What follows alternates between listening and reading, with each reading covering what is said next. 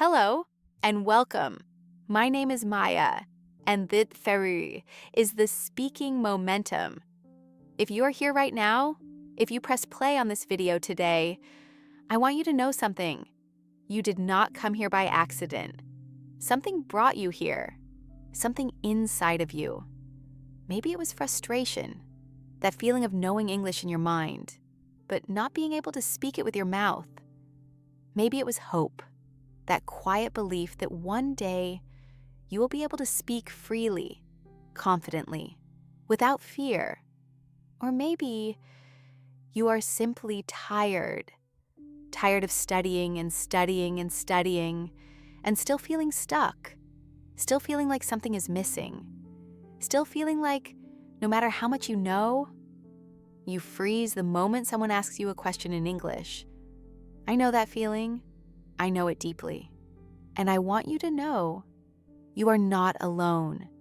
Millions of people around the world feel exactly what you feel right now. Millions of people have studied English for years, passed exams, memorized thousands of words, and still cannot have a simple, natural conversation. And the reason for that is not what you think. The reason is not a lack of vocabulary. The reason is not wrong grammar. The reason is not your accent. The reason, the real, deep reason, is the way you are thinking about speaking.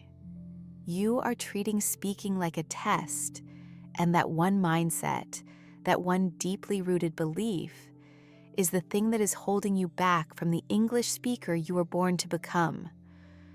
Today, on the Speaking Momentum, we are going to spend 1 full hour together. Just you and me, no rush, no pressure. Slow English, clear English, real English.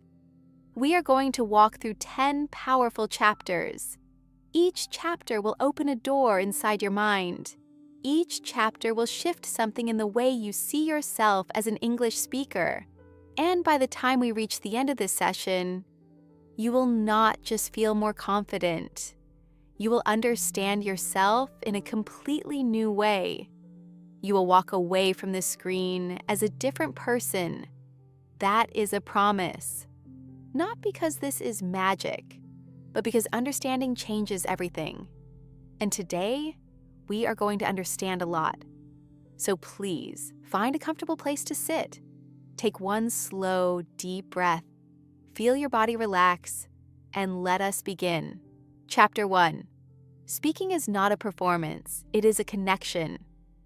Let me start with a simple question, and I want you to really think about the answer. When you speak in your native language, do you think about every single word before you say it? Do you check your grammar inside your head before each sentence? Do you worry about whether your pronunciation is perfect? Do you feel your heart beating fast before you answer a simple question? No, of course not. In your native language, you just speak. You open your mouth and words come out. You say what you feel. You say what you think. And it feels natural, effortless, even automatic. That is because in your native language, you are not performing. You are connecting. But now think about English. Think about the last time you had to speak English in front of someone, or even on the phone, or even ordering something at a restaurant. What happened inside your body? Your heart beat a little faster. Your stomach felt tight. Your mind started searching desperately for words. You second-guessed yourself, and you felt like everyone was watching you, judging you, evaluating every sound that came out of your mouth. That experience, that physical, emotional experience of anxiety, is what I call the test mindset. And it is the number one thing destroying your English speaking.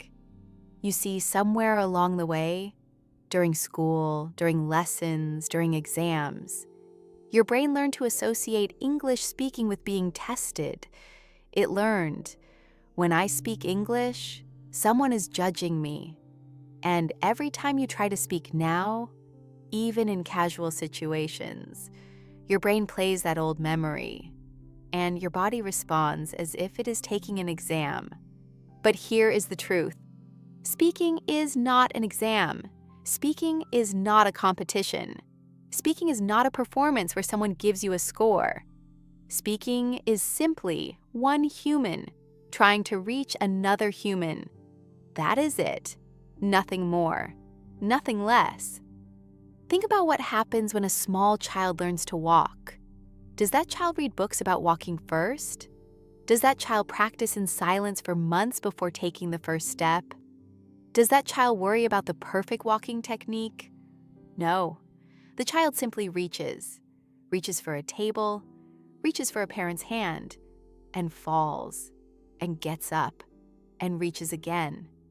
And one day, without any special announcement, the child walks. Language learning is exactly the same. It is about reaching to be understood, reaching to understand, reaching for connection. And yes, you will fall. You will stumble over words. You will forget vocabulary at the worst moment. You will use the wrong tense and smile awkwardly and keep going. And that is perfectly, completely, beautifully okay. Because the moment you stop trying to be perfect and start simply trying to be understood, everything changes. The anxiety drops, the brain unlocks, the words start to flow. Not perfectly, but naturally. I want you to try something right now. Say this phrase quietly in your mind. Or if you can, say it out loud. I am not performing. I am connecting. Again, I am not performing. I am connecting. Feel the difference in those two ideas. Performing is about the audience. Connecting is about the other person. Performing is about being impressive. Connecting is about being understood. Performing ends when you fail. Connecting happens every time you try. This is your first shift. This is the foundation of everything else we will talk about today. You are not on stage. You are in a conversation. And conversations are allowed to be messy. They are allowed to be imperfect. Even native English speakers say, and and wait, what is that word? Even fluent speakers pause and search and redirect. Imperfection is not a sign of weakness in conversation. Imperfection is the texture of human communication. So carry this with you into every conversation from today forward. I am here to connect, not to perform. Good. Let us move to Chapter 2. Chapter 2. The silence before speaking. Why your brain freezes. Have you ever been in a conversation in English and someone asks you something simple, something you absolutely know the answer to, and suddenly your brain goes completely blank? It is like a light switch turning off. One moment you're there, and the next moment there is nothing, just silence.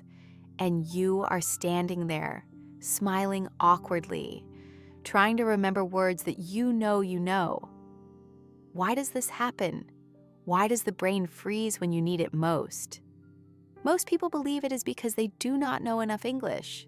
They think, if I just knew more words, I would not freeze. But that is not the real reason. The real reason is fear. Specifically, the fear of judgment. Let me explain how your brain works in those moments. Deep inside your brain, there is a structure whose job is to act as your alarm system. It is always watching, always scanning for danger. And when it detects something that feels threatening, it sends a signal throughout your entire body. Your heart beats faster, your breathing becomes shallow, your muscles tighten, and most importantly, the part of your brain responsible for language, thinking, and problem solving receives less blood, less oxygen, and less energy. It slows down. It goes quiet. Now, you might think, but Maya, speaking English is not dangerous. And you're completely right. It is not physically dangerous, but your brain does not always know the difference. For many English learners, the fear of saying something wrong, the fear of someone laughing or looking confused, the fear of being judged as unintelligent feels as real and as threatening as physical danger. And so your brain activates the alarm, and your language center goes quiet, and you freeze. This is not a language problem. This is a safety problem. Your brain is trying to protect you. It is not failing you. The problem is just that it is protecting you from the wrong thing. So the solution is not to study more grammar. The solution is to help your brain feel safe. Here are 3 tools that will help you do that. And I want you to actually use these, not just listen to them. Use them in your next real conversation. Tool 1, the 1 breath reset. Before you speak, take 1 slow breath in through your nose. Hold for just 1 second, out through your mouth. This sends a direct signal to your nervous system that says, "We are safe." It physically lowers the alarm response. It gives your language center a chance to reconnect. It takes less than 3 seconds, and it works. Tool 2, the permission of slowness. Many English learners try to speak fast because they think fast speech sounds more fluent. But fast speech under stress is a disaster. Your words come out jumbled, your thoughts get confused, and you end up more anxious, not less. Slow down, deliberately, consciously.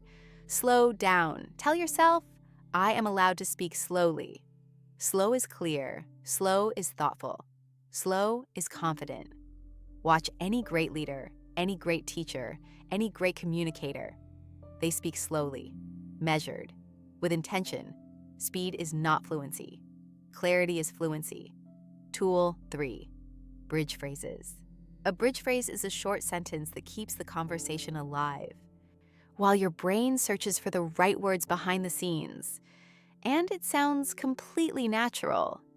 Native speakers use bridge phrases constantly. Here are some you can start using immediately. That is a good question. Let me think for a moment. How can I explain this? Okay, so actually what I am trying to say is, let me put it this way. I am not sure of the exact word, but the idea is, these are not signs that you are struggling. These are signs that you are thinking carefully. And thinking carefully before you speak is something every good communicator does. 1 breath, slow down, use bridges, 3 tools, simple tools, but practiced consistently, they will completely transform your experience of speaking. Your brain is not broken. Your brain is doing its job.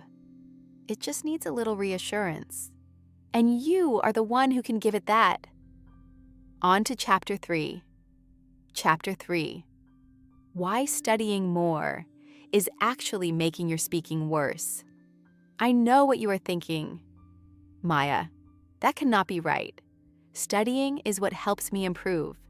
And I understand why you think that. You have been told your whole life, study more, know more, do better. And yes, studying is important. Knowledge is important. I am not saying stop studying. What I am saying is this. There is a point where more studying stops helping your speaking, and it actually starts hurting it. Here is what happens inside your mind when you have studied a lot, but practice speaking very little. You have a huge amount of knowledge stored in your brain. Grammar rules, vocabulary lists, sentence patterns, textbook examples, all of it sitting there, organized and memorized. But it is passive knowledge, knowledge you understand but cannot automatically use. And when you try to speak, all that passive knowledge becomes a traffic jam. You want to say something simple, but before the words come out, your brain checks. Is this the right tense? Past simple or present perfect? Is it on the weekend or at the weekend? Should I say I am agree or I agree? Is the plural regular or irregular? And while all those checks are happening, the person in front of you is waiting.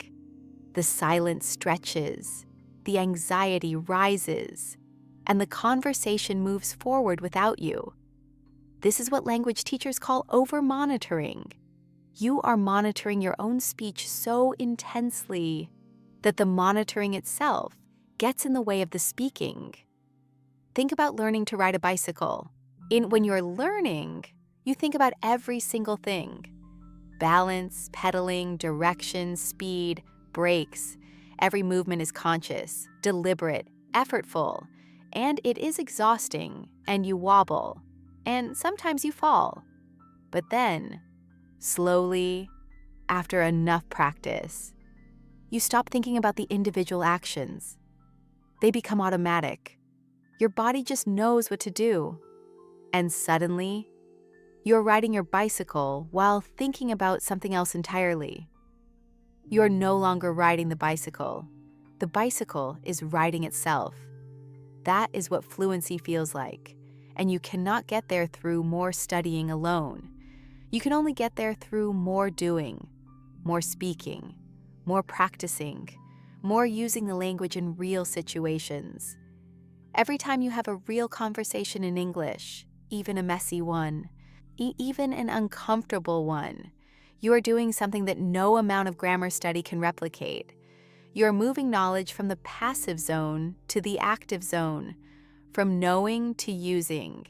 And that move, that shift from knowing to using, is what fluency actually is. There is also something important I want to name here honestly.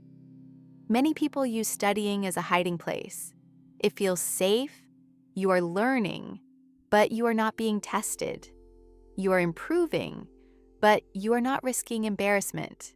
Studying feels like progress without vulnerability. But real progress requires vulnerability. Real growth happens at the edge of your comfort zone, not inside the safety of a textbook. The textbook is the preparation room, but the real game is outside, in real conversations, with real people, where things are messy and unpredictable and alive. So here is your challenge from this chapter. Before you open another grammar book this week, before you start another vocabulary lesson, speak first just 5 minutes about anything. Your morning, your plans, a memory, a dream. Talk to yourself. Talk to a friend. Record yourself on your phone. Just speak. And let it be imperfect. Let it be real. 5 minutes of imperfect, real speaking will do more for your fluency than an hour of perfect studying. Studying is the map. Speaking is the journey. You cannot travel the world by reading a map. At some point, you have to walk. Chapter 4 is coming, and it is going to change the way you think about yourself. Chapter 4. You do not have a speaking problem. You have a permission problem. I want to tell you something directly, something honest, something that you might not have heard before. You already know enough English to speak, right now, today, as you are. Maybe not perfectly, maybe not fluently, but enough. You know enough words. You know enough grammar. You know enough to be understood. The problem is not knowledge. The problem is permission. You're not giving yourself permission to use what you already know. And I think I know why. Somewhere inside of you, there is a voice, a very reasonable sounding, very logical voice. And it says, I am not ready yet. When my English is better, I will speak. When I know more vocabulary, I will join the conversation. When I can speak without mistakes, I will stop being afraid. That voice sounds patient and responsible. It sounds like good advice. But it is lying to you. Because the truth is, there is no moment of perfect readiness that arrives on its own. There is no finish line you cross where you suddenly feel confident. Readiness is not a destination. Readiness is a decision, and you can make that decision right now, today. Not after one more course, not after one more month of vocabulary building. Right now. Let me tell you something about confidence that took me a long time to understand. Confidence does not come before action. Confidence comes from action. Most people think, I need to feel confident before I speak. But the real sequence is, I speak, and then I feel confident. Every time you speak English, even imperfectly, even awkwardly, your confidence grows by one small degree, and the next time is one small degree easier. And the time after that, easier again, until speaking feels natural, until speaking feels like you. But that only happens if you act first. Confidence follows action, not the other way around. I want to talk about where this not ready feeling often comes from, because it does not appear from nowhere. For many people, it comes from school. In school, English class was a testing environment. You spoke and you were graded. You made a mistake and the teacher corrected you in front of everyone. Maybe people laughed. Maybe you felt humiliated. Maybe a teacher said something critical at a young age. And that moment became a memory your brain never forgot. And now, even years later, even in completely normal conversations, your brain is still playing that old school memory, still feeling that old school fear, even though you are not in school anymore, even though no one is grading you, even though the person in front of you genuinely just wants to understand what you're saying. Your brain is fighting the wrong battle, and the way to reset it is to have safe, positive speaking experiences over and over again, until your brain learns, speaking English is safe. I can do this. People want to understand me. And those safe experiences only come if you give yourself permission to speak. So right now in this moment, I want you to take a breath, and I want you to say something out loud or in your mind.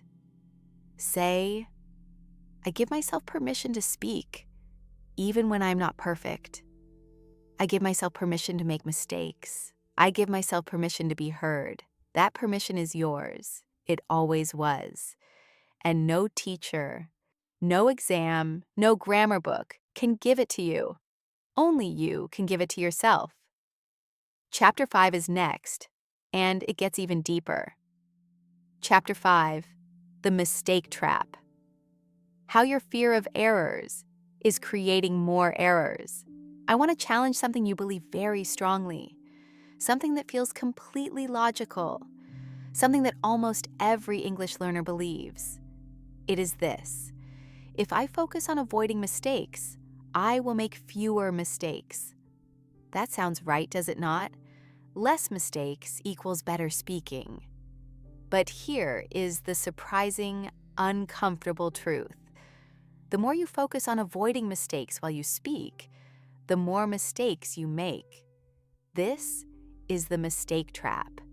And once you understand how it works, you will never fall into it the same way again.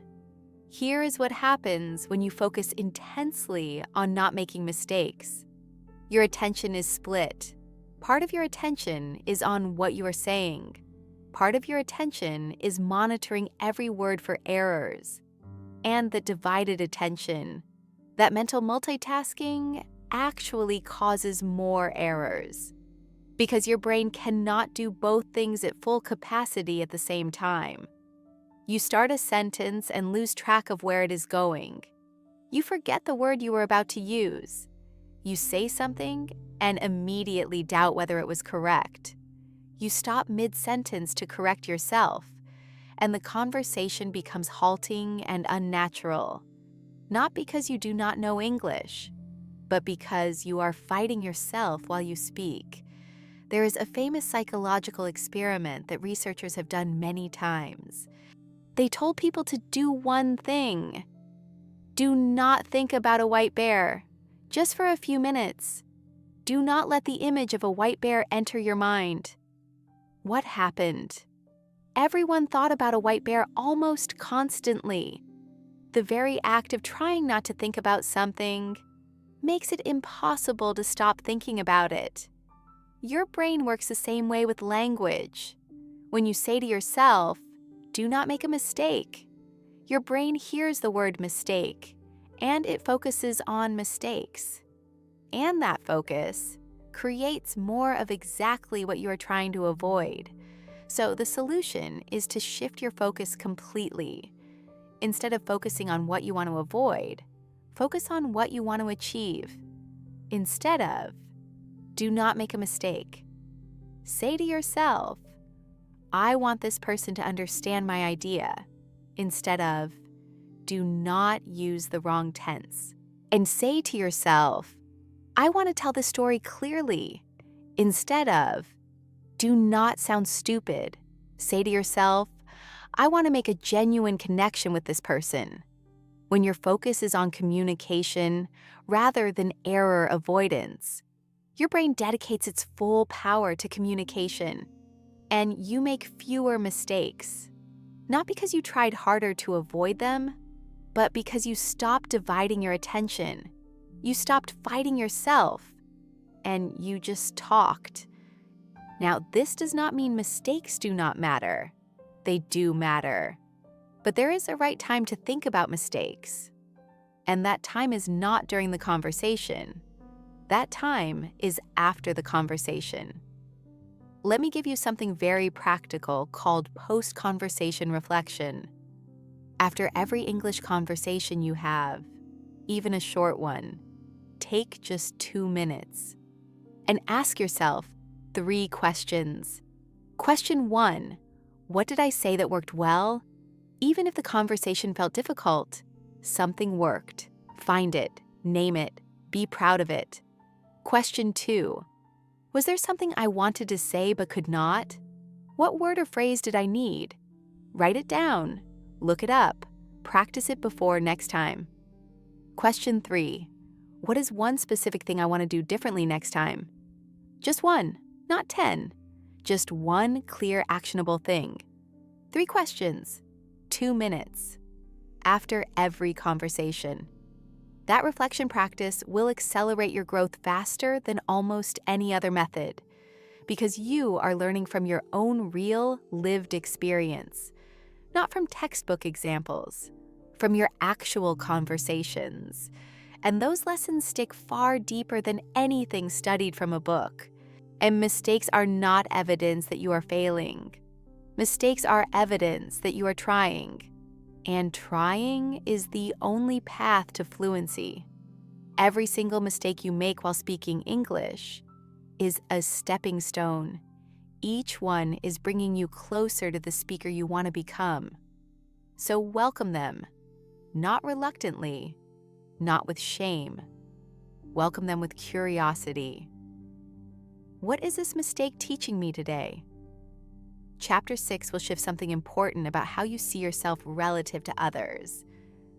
Chapter 6, the comparison trap. Stop measuring yourself against native speakers. I want to ask you something honest. Have you ever watched a native English speaker, maybe on YouTube or in a movie or in real life, and thought to yourself, "I will never speak like that"? Have you ever felt a quiet sadness when you compare your English to theirs?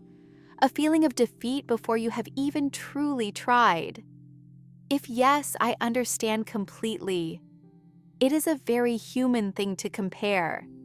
It is very natural to look at where you want to be and feel the distance between there and here. But I need to tell you something important. That comparison is unfair, deeply, fundamentally unfair, and it is not helping you. It is hurting you. When you compare yourself to a native English speaker, you are comparing yourself to someone who has spoken English every single day of their entire life, from before they could walk, in their home, with their parents, with their siblings, in their school, on their playground, with their friends, in their thoughts, in their jokes, in their memories, in their dreams. They have been thinking in English, feeling in English, living in English for 20, 30, 40 years or more. And you are comparing that accumulated lifetime of immersion to yourself, who has been studying English for months or a few years, in a country where your brain already has another powerful language as its foundation. That comparison is not measuring ability. It is measuring time. And time is something that grows with every passing day. So the comparison will always feel unfair, because the starting points are completely different. The only comparison that actually moves you forward is you today versus you yesterday.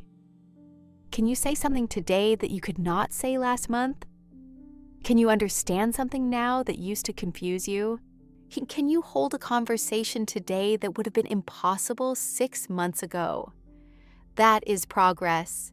That is real, meaningful, deeply personal progress. And it is entirely yours. No one else's fluency takes anything away from it. I also want to address a very common dream among English learners, the dream of sounding like a native speaker. I understand this dream. It feels like the ultimate goal. It feels like the finish line. But I want to gently challenge it. Not because it is impossible, but because it might be the wrong goal. Your goal should not be to sound like someone else. Your goal should be to sound like you, a clear, confident, expressive version of you. In English, your accent is not a mistake. Your accent is part of your identity. It carries information about where you come from, about your culture, your history, your roots. And those things are not weaknesses. They are richness. They make you unique. They make you memorable. Think about this. Some of the most beloved and respected English voices in history have had strong accents: diplomats, scientists, artists, philosophers, people who changed the world with their words and never sounded like they were born in America or England. Their accent did not stop their message. In many cases, their accent made them more compelling, more distinctive, more themselves. Clarity matters. Being understood matters. Expressing yourself fully matters. But chasing the accent of someone born in another country, that is spending your precious energy on the wrong thing. Be the best English version of you, not a copy of someone else. The world already has plenty of native speakers. What the world does not have is you, speaking English in your voice, with your perspective, with your story, with your heart. And when you release the pressure of comparison, when you stop measuring yourself against an unfair standard, something beautiful happens. You relax, and when you relax, you speak better. Because relaxation is where natural speech lives. Tension kills fluency.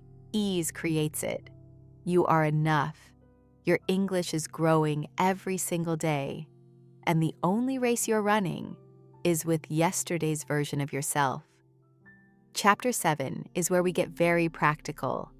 I am going to give you real habits that change everything. Chapter 7, the speaking habits that will change your English in 30 days. We have spent the last several chapters working on mindset, and mindset is essential. It is the foundation, but a foundation without a house built on top of it is just concrete. We need action, habits, daily practice that slowly, powerfully builds fluency. I want to give you 5 habits today. 5 specific, concrete daily habits that, if you commit to them for 30 days, will change your English speaking in ways you cannot imagine right now. These are not complicated. They do not require money. They do not require a classroom or a teacher. They just require commitment. And you are already showing commitment by being here right now. Habit 1, the 5-minute morning speak. Every single morning, before you check your phone, before you have breakfast, before you speak to another person. I spend 5 minutes speaking English out loud, completely out loud, with your actual voice. Talk about anything.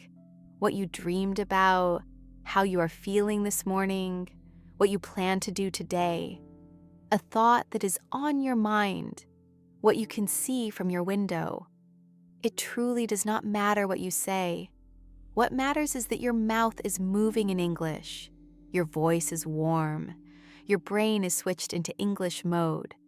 You are telling your nervous system, today, we speak English 5 minutes, every morning without exception.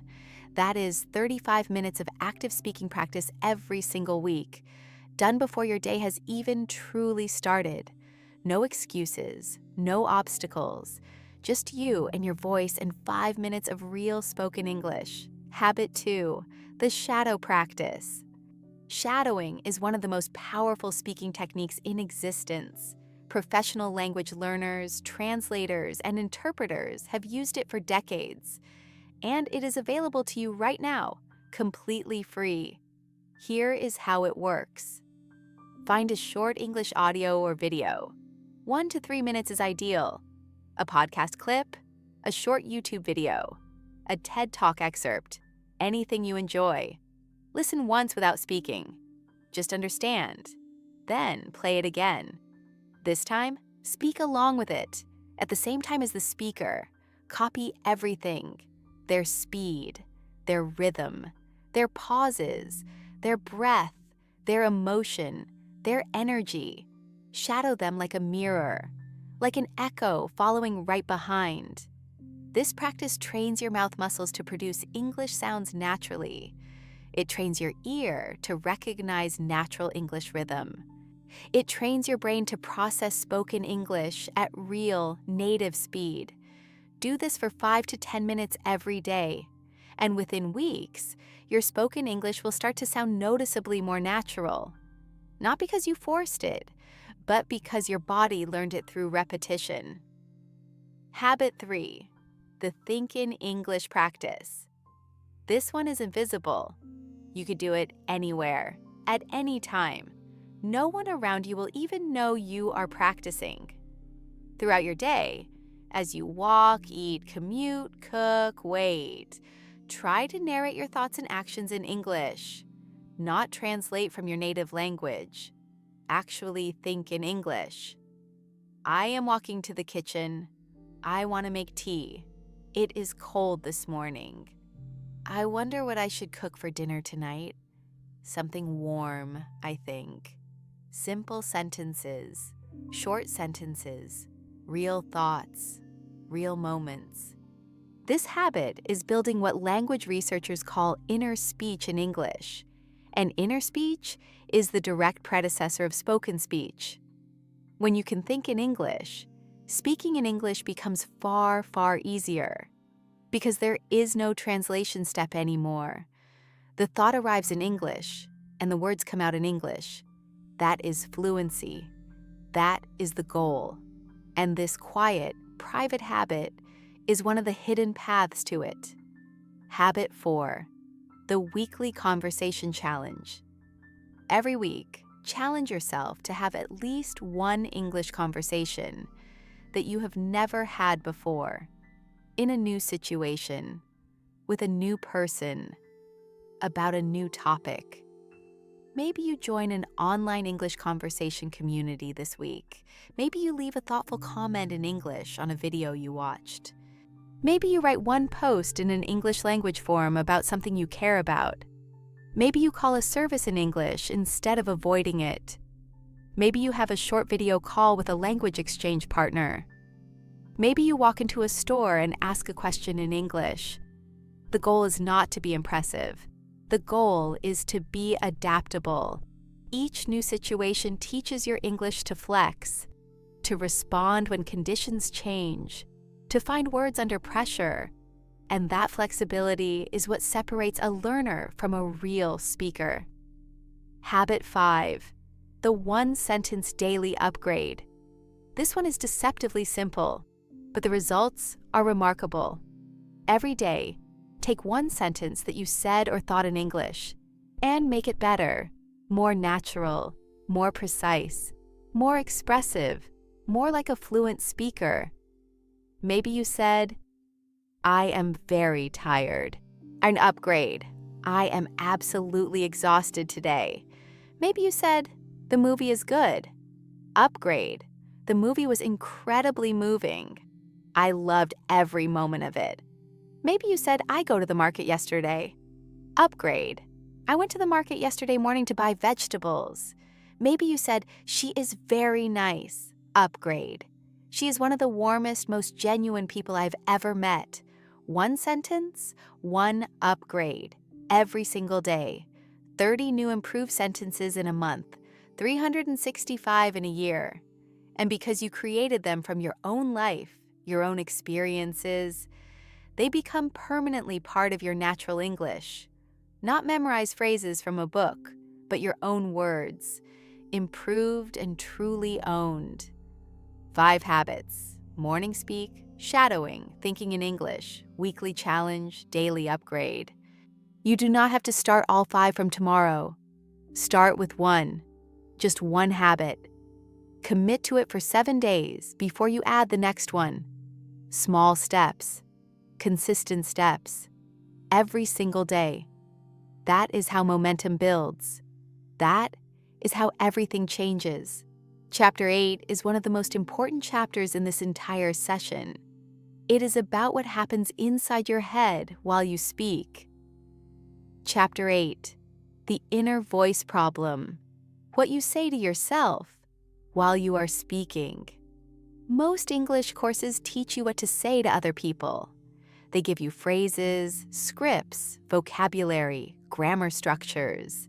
They prepare you for the conversation outside of you. But almost no one talks about the conversation inside of you.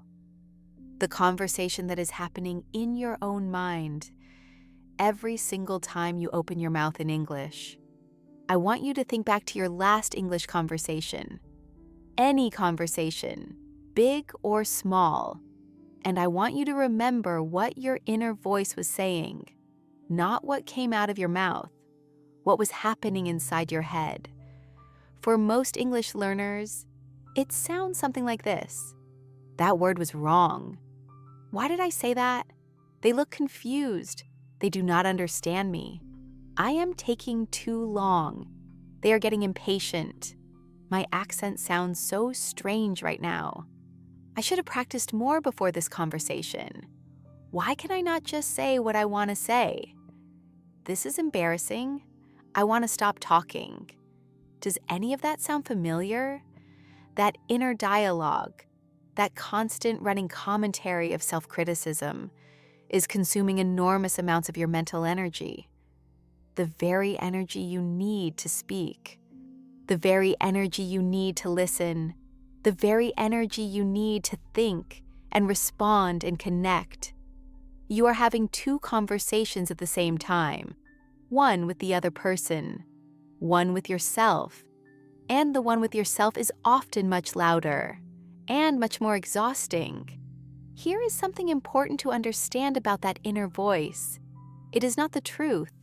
It is a habit, a deeply trained, years-old habit of self-criticism that was probably formed during those early school experiences we discussed, when speaking English was a performance with real consequences, when being wrong meant embarrassment, when being judged felt like it mattered enormously. And like any habit, it can be changed. Not immediately, not perfectly, but gradually, consistently, with patience and practice. I want to teach you a practice called voice replacement. It has 3 steps. Step 1, notice. The next time you're speaking English and you hear that critical inner voice, just notice it. Do not fight it. Do not panic about it. Do not collapse into it. Just observe it. Oh, there is that voice again. Awareness is always the first step to change. You cannot change something you are not aware of. Step 2, name it. Give the critical voice a name, something a little silly, so it loses its power over you. Maybe call it the critic, or old school brain, or the worry machine, or anything that feels right to you. When you name something, you create distance from it. You realize, that voice is not me. It is just a habit speaking, and habits can be changed. Step 3, replace it. As soon as you notice the voice, replace what it says with something more useful, something more true. When it says, you made a mistake, replace with, keep going. Communication is still happening. When it says, they are judging you, replace with, they are listening. That is a good sign. When it says, you should stop talking, replace with, this is where I grow. Stay in the conversation. When it says, your English is terrible, replace with, my English is growing. Every word I say is real practice. When it says, you are not ready for this, replace with, I am ready enough. And ready enough is enough. At first, this will feel forced and unnatural. Your inner voice has been saying the same things for years. It will not change overnight. But every time you notice and replace, you are weakening the old habit and building the new one. Each repetition is like a small vote for the speaker you are becoming. And over weeks and months of this practice, something profound happens. Your inner voice begins to change on its own. It starts to sound more like a coach and less like a judge, more like a believer and less like a critic. And when that shift happens inside your mind, the shift in your spoken English follows naturally, because the biggest obstacle to your fluency was never grammar. It was never vocabulary. It was the unkind voice inside your own head. You are not a bad English speaker. You are a growing English speaker. And there is all the difference in the world between those two things. Chapter 9. This is where we talk about who you truly are, not just as a speaker, but as a person. Chapter 9. The identity shift. Becoming an English speaker, not just a learner. I want to ask you one simple question. When someone asks you about your relationship with English, what do you say? Do you say, I am learning English? Or do you say, I speak English? Those two sentences feel similar on the surface, but they are completely different in what they reveal. I am learning English puts you in a permanent student position, always in progress, always not there yet, always watching from outside the door, waiting for permission to enter. I speak English puts you in the room. It says, I am here, I participate, I belong. It does not require perfection. It only requires presence. Your identity is not just a label. It is a set of instructions that you give your brain every single day, and your brain follows those instructions. When you identify as a learner, your brain is in student mode. Students sit and receive. Students wait to be called on. Students defer to the expert. Students do not initiate. Students do not lead. Students wait. When you identify as a speaker, your brain is in participant mode. Speakers engage. Speakers initiate. Speakers take risks. Speakers step into discomfort because that is simply what speakers do. Speakers try things that might not work and try again when they do not. I want to tell you about something fascinating in psychology. Researchers have found that when people shift how they identify themselves, their behavior changes automatically, without force, without willpower, just through identity. In one famous study, researchers asked two groups of people to resist eating unhealthy food. One group was told, try your best not to eat junk food. The other group was told, when you feel tempted, say to yourself, I am a healthy eater. this is not for me. The second group made significantly healthier choices, not because they had more willpower, but because they saw themselves differently, and their behavior simply followed their identity. You can do the same thing with your English identity. You can decide today, not after you finish this course, not after you reach a certain level or pass a certain exam. Today, right now, say, I am an English speaker. And then be that. Speak, engage, initiate, participate, even when it feels uncomfortable, because that is what English speakers do. They speak. There is a simple identity practice I want to give you. Do this every morning.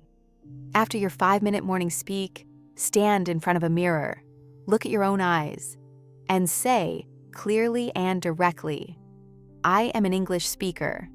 I communicate clearly, and I grow every single day.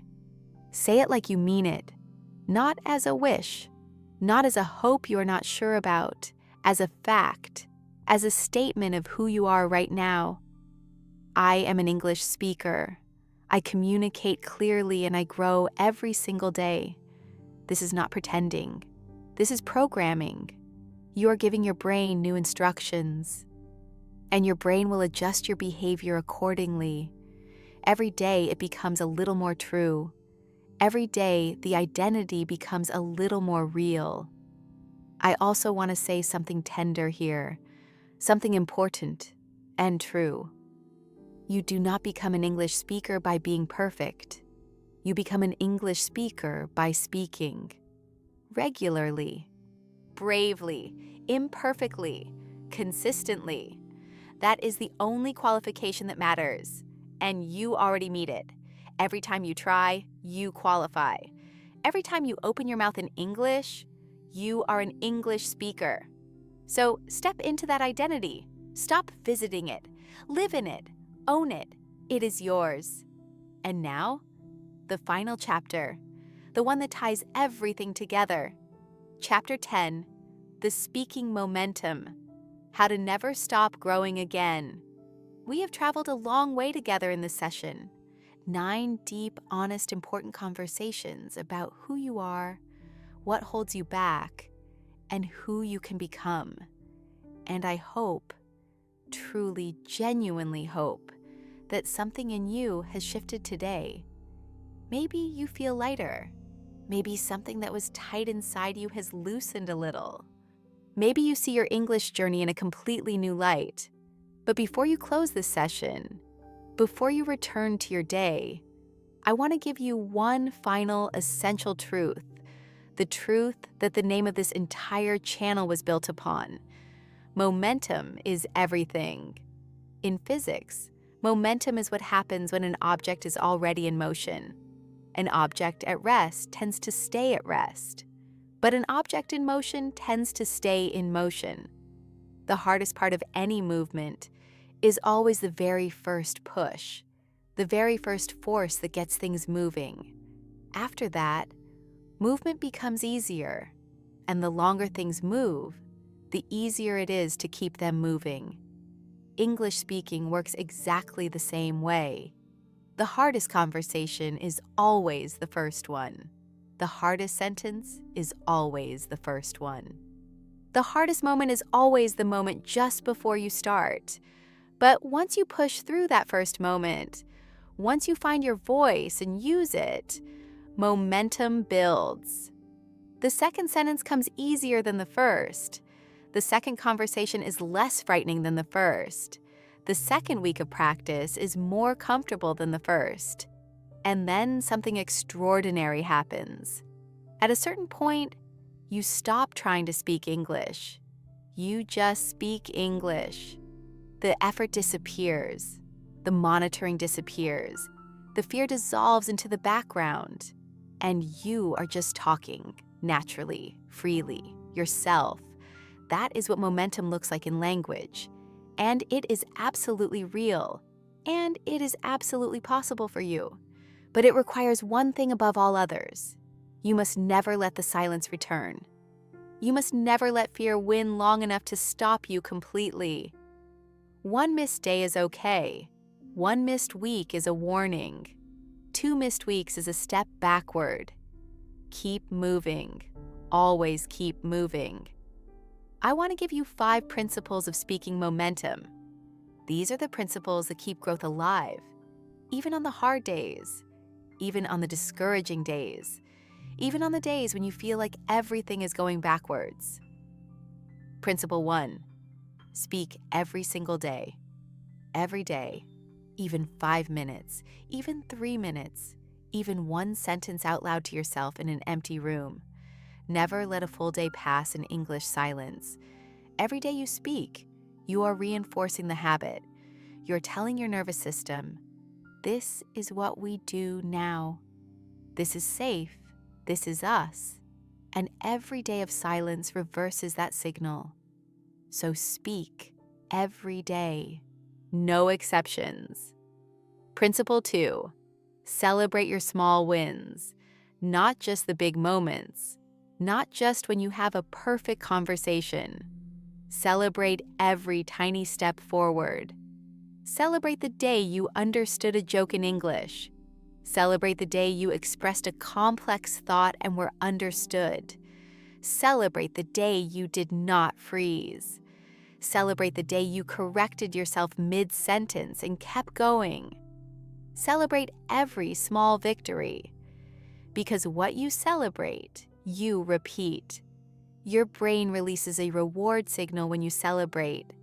And when your brain receives that reward, it wants to do the thing that caused it again.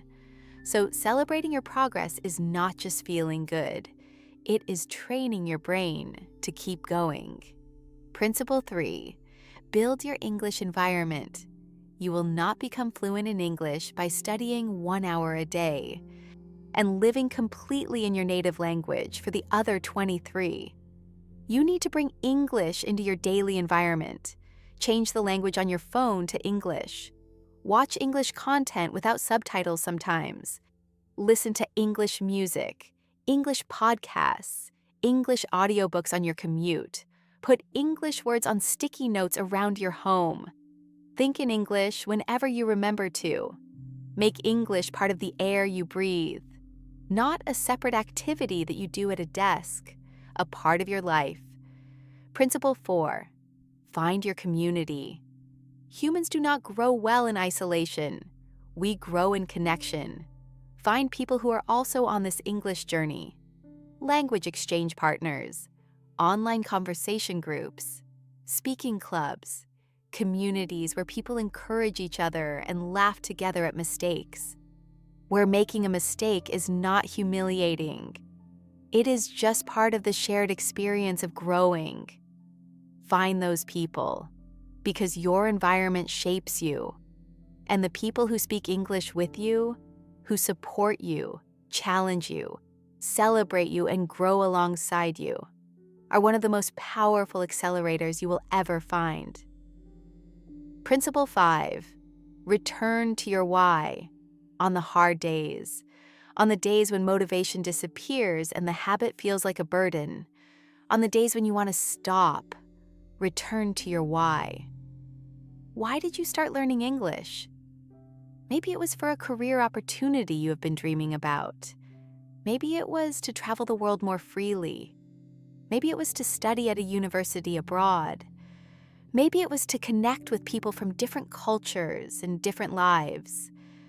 Maybe it was to feel free, to feel like the world is truly open to you, to feel like no door is closed because of language. Whatever your why is, it is powerful. Write it down somewhere you will see it. And on the hard days, look at it.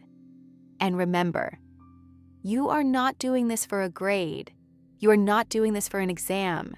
You are doing this for your life, for your future, for the version of yourself who walks into any room in the world and speaks with confidence, with ease, with joy. That person is not far away. That person is you with more practice. That person is you with more courage. That person is you with more momentum. And it starts today. Not tomorrow, today, with the 5-minute morning speak, with the 1-sentence upgrade, with the breath before you talk, with the identity you claim in front of the mirror, with the permission you give yourself every single morning. I told you at the beginning of this session that you would understand yourself differently by the end. So let me ask you, do you? Do you see now that your problem was never vocabulary, never grammar, never pronunciation? Your problem was that you were treating speaking like a test, like something you could pass or fail, like something that had the power to judge your worth. But speaking is not a test. Speaking is a human activity, the most human activity there is. It is how we reach each other across the distance between two different minds. It is how we share what lives inside us, how we love and argue and laugh and discover the world together. And you have every right, every beautiful, undeniable, unconditional right to participate in that. In English, in any language, in every conversation that life brings to your door. You are not waiting to become an English speaker. You already are one, growing, brave, real, imperfect in the most beautiful and human way possible. And every time you speak, no matter how short, no matter how imperfect, you are building your momentum, your speaking momentum. Once you are truly in motion, nothing in the world can stop you. Before I let you go, there is something I want to say from the bottom of my heart. Thank you. Thank you for giving yourself this 1 hour today, for choosing to listen, to think, to open your mind. In a world full of noise and distraction and things competing for your attention, you chose to invest 1 hour in yourself, in your growth, in your future. That is not a small thing. That is a beautiful thing. And I am genuinely proud of you for it. I hope you leave this session feeling lighter. I hope you carry some of these ideas with you into your day, not as more pressure or more rules, but as reminders, gentle, honest reminders that you are capable, that you are growing, that you are already on your way. My name is Maya, and this has been the Speaking Momentum. If something shifted for you today, if one idea in the session touched something real, please share it. Share this with someone who is struggling with their English speaking, someone who is waiting to feel ready before they try, someone who has quietly given up on themselves. Send it to them, because sometimes the right words at the right moment change the entire direction of a life. And if you are here for more, if you are ready to keep building your momentum, we have so much more ahead together, so many more chapters to explore, so many more truths to uncover. I will be here. Until next time, keep speaking, keep growing, keep moving forward. This is Maya on the Speaking Momentum. I will see you in the next session. Goodbye for now.